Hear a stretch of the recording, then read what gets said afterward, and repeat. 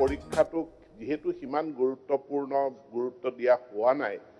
আৰু এইটো বিদ্যালয়খনেই পৰিচালনা কৰি অহাৰ পৰম্পৰা আছে গতিকে একাদশ শ্ৰেণীৰ প্ৰশ্ন কাকতখিনি বোৰ্ডে প্ৰস্তুত কৰি বিদ্যালয় যিখন বিদ্যালয়ত পৰীক্ষা হয় তাতেই ৰখা হয় এতিয়া মূল কথাটো হ'ল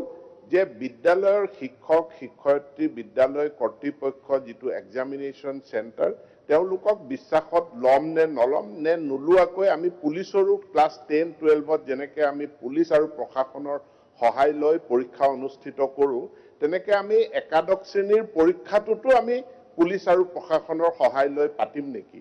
এই কথাটো অহাৰ লগে লগে কাইলৈ এই প্ৰশ্নটো আহিব যে ক্লাছ 9ৰ পৰীক্ষাটো আমি তেনে ধৰণে পাতিম নেকি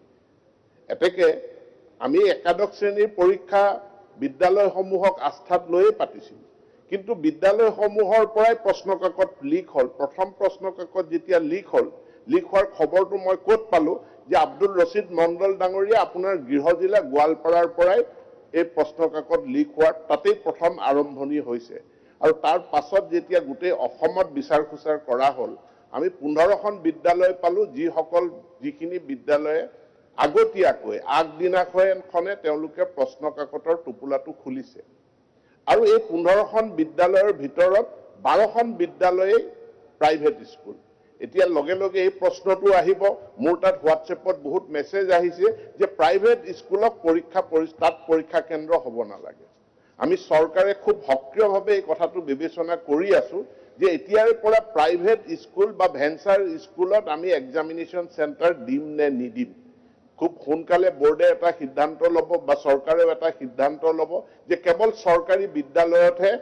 এই পৰীক্ষা অনুষ্ঠিত হ'ব লগে লগে ইয়াৰ ৰিপাৰকেশন অন্যান্য যি প্ৰতিযোগিতামূলক পৰীক্ষাসমূহ আছে সেই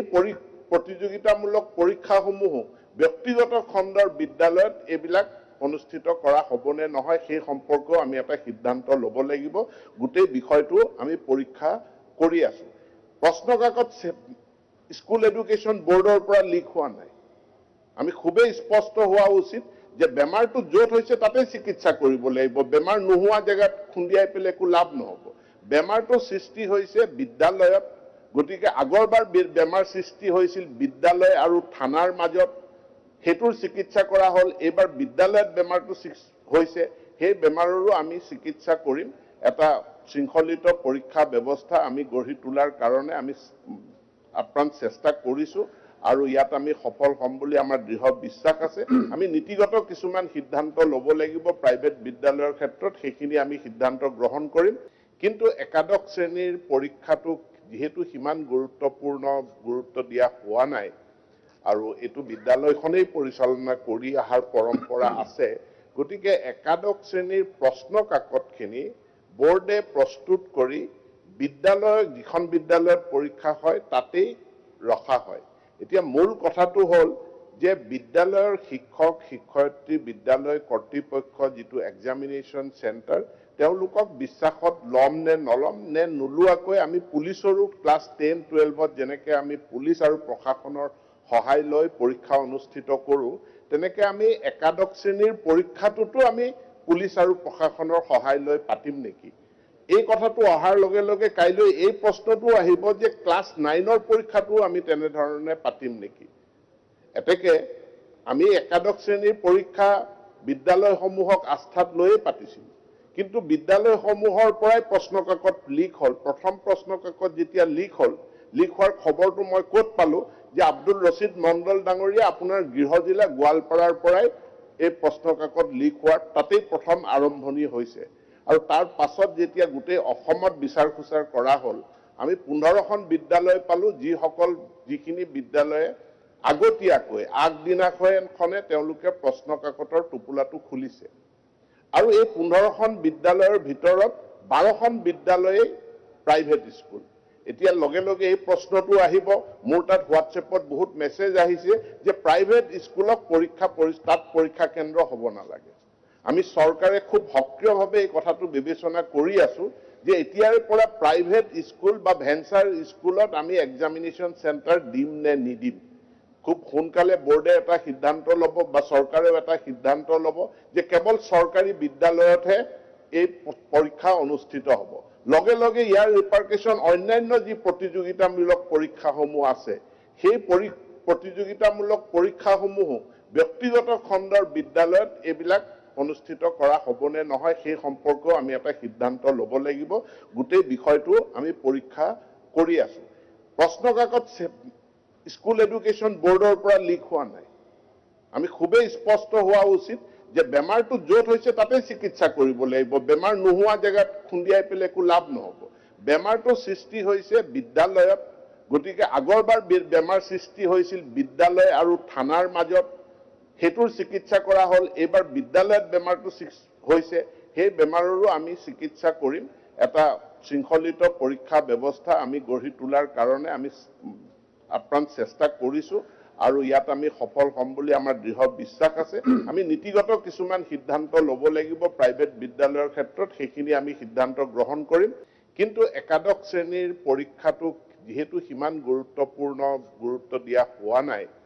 আৰু এইটো বিদ্যালয়খনেই পৰিচালনা কৰি অহাৰ পৰম্পৰা আছে, গতিকে একাদশ শ্ৰেণীৰ প্ৰশ্ন কাকতখিনি বোৰ্ডে প্ৰস্তুত কৰি বিদ্যালয় যিখন বিদ্যালয়ত পৰীক্ষা হয় তাতেই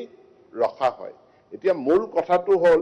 যে বিদ্যালয়ৰ শিক্ষক শিক্ষয়িত্ৰী বিদ্যালয় কৰ্তৃপক্ষ যিটো এক্সামিনেশ্যন চেণ্টাৰ তেওঁলোকক বিশ্বাসত ল'ম নে নল'ম নে নোলোৱাকৈ আমি পুলিচৰো ক্লাছ 10-12ত যেনেকৈ আমি পুলিচ আৰু প্ৰশাসনৰ সহায় লৈ পৰীক্ষা অনুষ্ঠিত কৰোঁ, তেনেকৈ আমি একাদশ শ্ৰেণীৰ পৰীক্ষাটোতো আমি পুলিচ আৰু প্ৰশাসনৰ সহায় লৈ পাতিম নেকি?